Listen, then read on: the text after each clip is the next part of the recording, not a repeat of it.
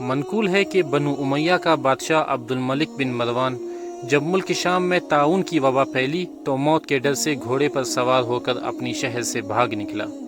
اور ساتھ میں اپنے خاص غلام اور کچھ فوج بھی لے لی، اور وہ طاعون کے ڈر سے اس قدر خائف و ہراساں تھا کہ زمین پر پاؤں نہیں رکھتا تھا بلکہ گھوڑے کی پشت پر سو جایا کرتا تھا۔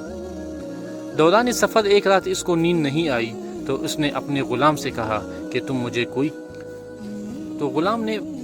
بادشاہ کو نصیحت کرنے کا موقع پا کر یہ قصہ سنایا کہ ایک لومڑی اپنی جان کی حفاظت کے لیے ایک شیر کی خدمت گزاری کیا کرتی تھی، تو کوئی درندہ شیر کی ہیبت کی وجہ سے لومڑی کی طرف دیکھ نہیں سکتا تھا، اور لومڑی نہایت ہی بے خوفی اور اطمینان سے شیر کے ساتھ زندگی بسر کرتی تھی۔ اچانک ایک دن ایک عقاب لومڑی پر جھپٹا تو لومڑی بھاگ کر شیر کے پاس چلی گئی اور شیر نے اس کو اپنی پیٹھ پر بٹھا لیا۔ عقاب دوبارہ جھپٹا اور لومڑی کو شیر کی پیٹھ پر سے اپنی چنگل میں دبا کر اڑ گیا۔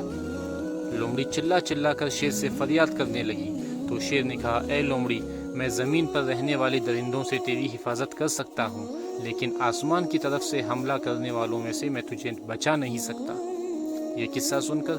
عبد الملک بادشاہ کو بڑی عبرت حاصل ہوئی اور اس کی سمجھ میں آ گیا کہ میری فوج ان دشمنوں سے تو میرا حفاظت کر سکتی ہے جو زمین پر رہتے ہیں، مگر جو بلائیں اور وبائیں آسمان سے مجھ پر حملہ آور ہوں ان سے مجھ کو نہ میری بادشاہی بچا سکتی ہے، نہ میرا خزانہ اور نہ میرا لشکر میری حفاظت کر سکتا ہے۔ آسمانی بلاؤں سے بچانے والا تو بجز خدا کے اور کوئی نہیں ہو سکتا۔ یہ سوچ کر عبد الملک بادشاہ کے دل سے طاعون کا خوف جاتا رہا اور وہ رضائے الہی پر راضی ہو کر اپنی شاہی محل میں رہنے لگا۔